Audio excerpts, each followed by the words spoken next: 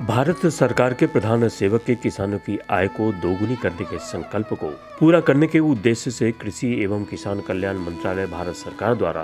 राज्य सरकारों को दिए जा रहे सहयोग और बिहार सरकार के मुखिया नीतीश कुमार के दूरदर्शी सोच की उपज कृषि रोड मैप के तीसरे चरण का बिहार सरकार कृषि विभाग और बामेती पटना के निर्देशन में आत्मा यानी कृषि प्रौद्योगिकी प्रबंधन अभिकरण की बक्सर इकाई एक और जहां कृषकों को स्थानीय आवश्यकता अनुरूप अत्यधिक आय देने वाली सुगंधित धान सोनाचूर की जैविक और आधुनिक तकनीक से खेती को प्रेरित और प्रोत्साहित करने में जुटा है, तो वहीं इसकी खेती में आने वाली बाधाओं को विभिन्न कृषक कल्याणकारी योजनाओं के सफल क्रियान्वयन द्वारा समाधान उपलब्ध करा कृषि कार्य की लागत को कम कर आय को बढ़ा कृषकों को दोहरा लाभ उपलब्ध कराने में जुटा है, जिसका प्रत्यक्ष प्रमाण आज बक्सर जिले में सहज ही देखा जा सकता है। आइए आत्मा बक्सर के सोनाचूर धान की जैविक और आधुनिक खेती को बढ़ावा दिए जाने से कम लागत में गुणवत्तापूर्ण अधिक उत्पादन से कृषकों में आ रही सफलता पर आगे चर्चा से पहले आपको जिला कृषि पदाधिकारी सह आत्मा परियोजना निदेशक मनोज कुमार की राय से रूबरू कराते हैं। तो आइए सुनते हैं इनका क्या कहना है। बक्सर जिला में एक अपनी पहचान है कि सोनाचूर चावल, सोनाचूर धान पूरे राज्य में अगर सबसे ज़्यादा होती है, धान का कटोरा कहा गया है बक्सर को, तो सोनाचूर चावल हो गया। हम लोगों ने प्रयास किया कि यहाँ के किसानों को संगठित किया जाए, समूह बनाया जाए, प्रशिक्षण दिया जाए, परिभ्रमण कराया जाए और कृषि विज्ञान केंद्र के सहयोग से उनको जैविक सोनाचूर चावल उत्पादन के लिए हम लोगों ने प्रेरित किया। नतीजा कि 2 किसान हमारे यहाँ काफ़ी मात्रा में एक संगठित समूह बनाया, एक अजय सिंह और संजय सिंह, और आज लोग प्रयास के सोनाचूर की उत्पादन जैविक उत्पादन हो रहा है और इसका मार्केटिंग भी विपणन भी हो रहा है और इसकी विपणन हो रहा है और एक पहचान जो यहाँ की थी वो अभी भी ज्वलंत है। सोनाचूर धान की एक सुगंधित और स्वादिष्ट प्रजाति है, जिसकी खेती में रसायनों के प्रयोग से जहां इसके सुगंध और स्वाद प्रभावित हो रहे थे, तो वहीं इसका बाजार मूल्य भी गिरता जा रहा था। और यही वजह थी कि आत्मा बक्सर ने सोनाचूर धान के मौलिक गुणों को संरक्षित रखते हुए इसके अधिक उत्पादन का लाभ कृषक और कृषक समूहों को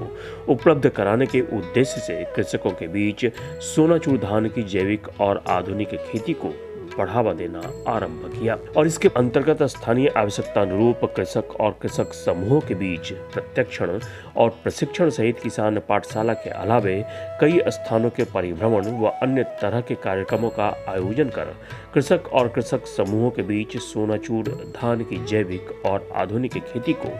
प्रचलित करने के प्रयास किए गए और इसी का परिणाम है कि आज बक्सर जिले के हजारों किसान आत्मा से सीखे सोनाचूर धान की आधुनिक और जैविक खेती को अपने खेतों में प्रयोग कर न सिर्फ कम लागत में सोनाचूर धान के गुणवत्तापूर्ण अधिक उत्पादन का लाभ ले रहे हैं, बल्कि इसकी अपेक्षाकृत अधिक बाजार मूल्य प्राप्त कर अपनी आर्थिक स्थिति भी सुदृढ़ कर ली है। आइए जिला कृषि कार्यालय और आत्मा बक्सर द्वारा सोनाचूर धान की आधुनिक और जैविक खेती को बढ़ावा दिए जाने के प्रयासों से स्थानीय स्तर पर आ रहे बदलाव सहित कृषकों को हो रहे लाभ पर जानते हैं क्या कहना है स्थानीय सोनाचूर धान की जैविक खेती करने वाले कृषक समूह के सदस्य संजय सिंह का। गोबर के खाद से तू के उपज कुछ ज्यादा हो रहा बा, यूरिया और तू डालला से ज्यादा हो रहा बा, एकरा में रोग शोक जौन बात बहुत कम बा। ऐसे हमने के चाहते हैं कि आत्मा से जुड़ल बन जाए कि तकनीक अच्छा ही मिलता है, एक चलते हमने के अच्छा प्रॉफिट हो रहा है। आत्मा बक्सर द्वारा जिले में कृषकों के बीच सोनाचूर धान की जैविक खेती को बढ़ावा दिए जाने का परिणाम यह है कि आज सोनाचूर धान की जैविक खेती यहाँ के कृषकों के सबलीकरण का एक सशक्त माध्यम बन गया है। इसके लिए आत्मा बक्सर ने प्रयास कम नहीं किए। इसके लिए एक ओर जहां स्थानीय आवश्यकता अनुरूप सोनाचूर धान की खेती करने वाले कृषकों के कृषक हित समूह बनाए गए, तो वहीं दूसरी ओर कृषक और कृषक समूहों को प्रशिक्षण, परिभ्रमण और किसान पाठशाला जैसी योजनाओं के लाभ सहित विभिन्न तरह के जैविक खाद और कीटनाशक के निर्माण की तकनीक और इनके प्रयोग से होने वाले लाभ से परिचित करा इसके स्वाद और सुगंध जैसे मौलिक गुणों को संरक्षित रखते हुए कृषकों को इनके उत्पादों का अच्छा बाजार मूल्य दिला कृषकों की आय को बढ़ाया जाना भी संभव हो सका। आइए आत्मा बक्सर के स्थानीय आवश्यकता अनुरूप सोनाचूर धान की जैविक खेती को बढ़ावा दिए जाने के प्रयासों पर और अधिक जानकारी के लिए आपको स्थानीय सहायक तकनीकी प्रबंधक अभिषेक कुमार की राय से रूबरू कराते हैं। यहाँ पे आत्मा के द्वारा किसान प्रसार चलाया गया सोनाचूर के बारे में। यहाँ पे विजय कुमार यादव के यहाँ कुल्हड़िया में किसान पाठशाला चलाया जा रहा है और वो जैविक खेती भी कर रहे हैं, कुछ सीख रहे हैं। मैंने आत्मा के द्वारा अपने किसानों को किसान पाठशाला, किसान चौपाल, परिभ्रमण, प्रशिक्षण, जैसे कि जिला के अंदर परिभ्रमण, जिला राज्य के बाहर परिभ्रमण तथा प्रशिक्षण, राज्य के अंदर प्रशिक्षण तथा परिभ्रमण कराया और किसानों को जैविक खेती के बारे में भी बताया, जिससे किसान आज सोनाचूर खेती कर रहे हैं।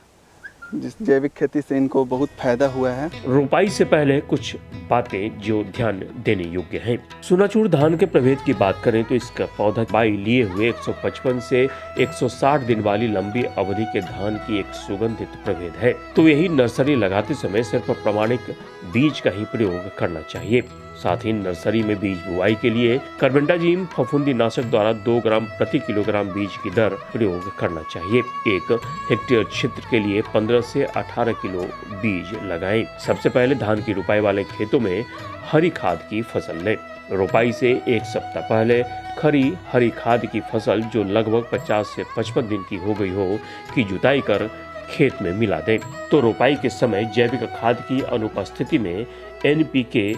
40 से 50 किलोग्राम तथा जिंक सल्फेट 25 किलोग्राम प्रति हेक्टेयर का प्रयोग करें। रोपाई के समय लाइन से लाइन की दूरी 20 सेंटीमीटर तथा पौधों से पौधों की दूरी 10 सेंटीमीटर ही रखें। साथ ही एक स्थान पर 2 से 3 पौधों की रोपाई करें। खरपतवार नाशक के रूप में एनिलोफास 50 EC 1 लीटर प्रति हेक्टेयर का प्रयोग रोपाई के 3 से 5 दिनों के अंदर कर लें।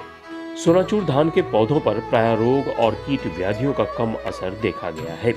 विषम परिस्थितियों में समेकित कीट प्रबंधन अपनाई जा सकती है। आइए स्थानीय आवश्यकता अनुरूप आत्मा बक्सर द्वारा किए जा रहे प्रयासों और सोनाचूर धान की जैविक खेती के तकनीक पर और अधिक जानकारी के लिए आपको सोनाचूर धान की जैविक खेती करने वाले समूह के सदस्य अजय सिंह जी की राय से रूबरू कराते हैं। इसकी हाइट लगभग 5 फीट 5 से 5.5 फीट तक होती है। इसमें नाइट्रोजन की बहुत कम ये धान लेती है। खाद ना मात्रा का कहा जाए तो इसमें और की अपेक्षा जो भी हम लोग खाद देते हैं गोबर की खाद बहुत कम ही मात्रा में बहुत अच्छा उत्पादन होता है। जो पहले MTU 2970 लगाते थे उसकी अपेक्षा में इसमें बहुत कम खाद देना पड़ता है, क्योंकि ज़्यादा देने पर इसका बढ़वार ज़्यादा हो जाएगा तो आंधी तूफान में ढहने की डर रहती है। इसलिए इसको जितना कम से कम खाद में अच्छा उत्पादन मिलता है, इसीलिए हम लोग ज़्यादा से ज़्यादा इसी धान को रोपते हैं और हम लोग के लिए बेहतर है। इसका रिजल्ट अच्छा आता है, इसका जो आमदनी होता है बेहतर होता है। आत्मा से जो भी ज्ञान हम लोग प्राप्त किए, ATM BTM के द्वारा प्रशिक्षण पाए, उसमें हम लोग को उत्पादन भी बढ़ा और लागत खर्च कम हुआ। इससे हम लोग को फ़ायदा हो रहा है। किसान को भी हम सलाह देंगे कि आत्मा से जुड़ के जो भी सलाह या जो भी प्रशिक्षण होती है उसको लेकर अच्छा उत्पादन करें। उसमें ऑर्गेनिक खेती, पहले रासायनिक खेती करते थे